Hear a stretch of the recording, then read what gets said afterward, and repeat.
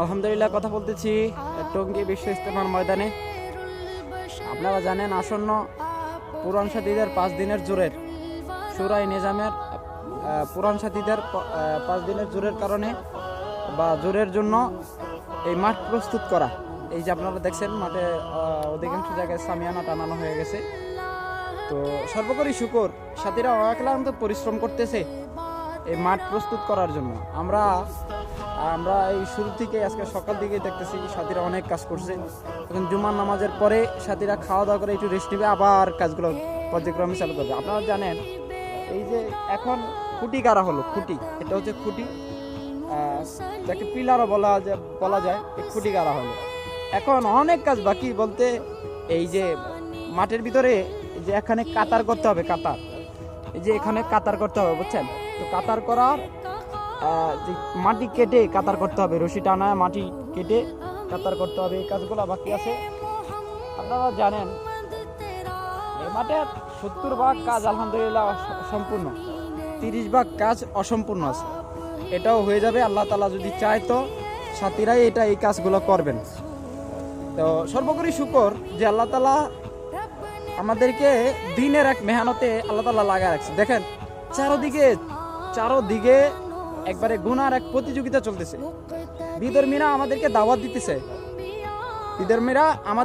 দিতেছে, বা আমাদের আশেপাশের ভাই বন্ধুদেরকে দাওয়াত দিয়ে বিধর্মী বানিয়ে ফেলতেছে। ভাই অসংখ্য মানুষ কাদিয়ানীদের সাথে সম্পৃক্ত। অধিকাংশ মানুষ এই কি বলে খ্রিস্টানদের মিশনারিতে বা খ্রিস্টানদের মেহনতের কারণে ওদিকে চলে যাইতেছে। আমাদেরকে কে ফিরাবে বলেন? আমাদেরকে কে ফিরাবে? আমাদের কি এরকম কোনো জামাত আছে মুসলমানের যেই জামাতগুলো আমাদের ইমান আবরকে হেফাজত করবে, আমাদেরকে দ্বীনের তালিম তারগিব দিবে? এরকম নাই। আমি চিন্তা করতেছি আমি ক্ষমতায় গেলে সব কিছু আমার পরে আসবে, এটা কোশ্চিনকালেও সম্ভব না, কোশ্চিনকালেও এটা সম্ভব না।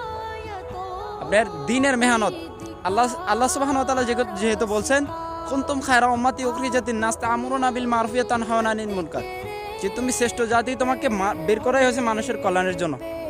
তো আমি যদি মানুষকে দাওয়াত না দিই, এখানে বলাও হয়েছে তোমাকে বের করা হয়েছে মানুষের কল্যাণের জন্য, যে তুমি কুনতুম খায়রা উম্মাতি উখরিজাতিন নাস তা'মুরুনা বিল মারুফি ওয়া তানহাউনা আনিল মুনকার, যে তোমাকে বের করা হয়েছে সৎ কাজে আদেশ করো, অসৎ কাজে নিষেধ করো। আল্লাহ সুবহানাহু ওয়া তাআলা আরেক জায়গায় ধমকে সুরে বলতেছেন যে তোমরা যদি এই কাজ না করো তো তোমাদেরকে আমি জালেমদের সামনে মোকাবেলা করাবো এবং তোমাদেরকে জুলুমকারীদের সামনে প্রস্তুত করব। আচ্ছা বলেন, এখন আপনার যদি ইমানের মেহনত না করি, আপনার ইমান যে কোথা থেকে চলে যাবে আর আপনার ইমানকে কিভাবে যে হরণ করবে এটা আমি নিজেও জানবো, কারণ আমার ভিতরে রাটার নাই, আমি বুঝতে পারবো না, আমার ইমান চলে যাইতেছে। এই যে কাদিয়ানী সম্প্রদায় মুসলিম নামে, আহমদিয়া মুসলিম নামে এরা জামাত পরিচালনা করতেছে, এরা তাবলীগ করতেছে মানুষের মাঝে। আমার ইমান যে 100% থাকবে এটা কিভাবে বিশ্বাস করলেন? বিশ্বাসই করা যায় না। আপনার ইমান আমার ইমান আজকে দেখেন 2-4-5 বছর 10 বছর আগেও আমি ঢাকা যখন চিত্র দেখছি, এই ঢাকা বা বাংলাদেশের ভিতরে এতগুলো গির্জা আমি দেখিনি, কখনো গির্জা আমি দেখিনি। কিন্তু বর্তমানে এই পরিমাণ গির্জা হয়েছে যা বলার বাহিরে।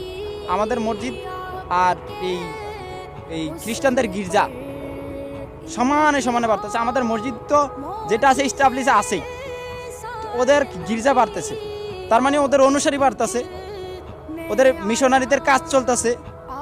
একটা জিনিস চিন্তা করেন, আপনার আমার ইমান ওরা নিয়ে নিতেছে, কিন্তু আপনার বুঝতেছি না কালকে আমাদের ময়দানে কি জবাব দিবেন বলেন? আমি যারা ন্যূনতম জানি তারা যদি এই মানুষদের মাঝে যদি দাওয়াত না দেয়, তাহলে আপনার আমার কি উপায় হবে বলেন? কালকে আমাদের ময়দানে আপনার আমাকে ধরা খাইতে হবে। এজন্য ওই সময় আসার আগেই আমার প্রস্তুত করতে হবে আমি কি জবাব দিব।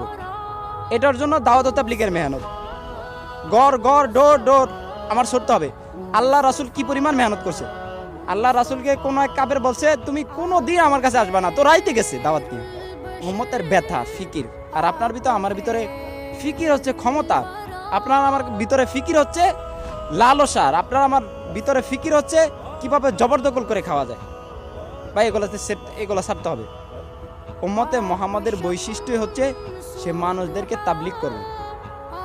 এটার জন্যই মানুষকে পাঠাইছে। নাহলে মুসা আলাইহিস সালাম কেন এই নবীর উম্মত হইতে চাইতো? ঈসা আলাইহিস সালামকে উপরে উঠায় নিয়ে যাওয়া হয়েছে চতুর্থ আসমানে। খ্রিস্টানরা জানে যে নবী হিসাবে ঈসা আলাইহিস সালাম আসবেন, কিন্তু এটা ভুল, ভ্রান্ত কথা। ঈসা আলাইহিস সালাম আসবেন এই নবীর উম্মত হিসাবে, এই নবীর উম্মত হিসাবে। ঈসা আলাইহিস সালামের শরীয়ত বাতিল হয়ে গেছে, খতম হয়ে গেছে। তো ভাই এই কথাগুলো কে বুঝাইবে বলেন? এই কথাগুলো কে বুঝাইবে? এই উম্মতের দরদ কার ভিতরে আছে বলেন? যে সারা নাওয়া নাই খাওয়া নাই, সে দিনকে দিন উম্মতের মাঝে ফেরি করে যাইতেছে, কালেমার ফেরি। কিন্তু অনেক এরকম আছে যারা খ্রিস্টানদের মিশনারিতে পড়াশোনা করে খ্রিস্টান মানুষকে খ্রিস্টান বানানোর জন্য দিনকে দিন রাতকে রাত মেহনত করতেছে। এজন্য ভাই আমাকে আপনাকে ওই জিম্মাদারি পালন করতে হবে। এজন্য এই ইজতেমা, এই জন্য এই জোর, এই জোরকে কামিয়াবি করার জন্য প্রত্যেকটা মানুষকে দোয়া করতে হবে এবং পুরানো সাথীদেরকে ফিরে আসতে হবে। এই ইজতেমার ময়দানে 5 দিনই থাকতে হবে, 5 দিন, টোটাল 5 দিন। আর এই 1 বছরের খোরাক এই 5 দিনেই পাওয়া যাবে, পুরান সাথীরা পাইবে, এটা আশাবাদী।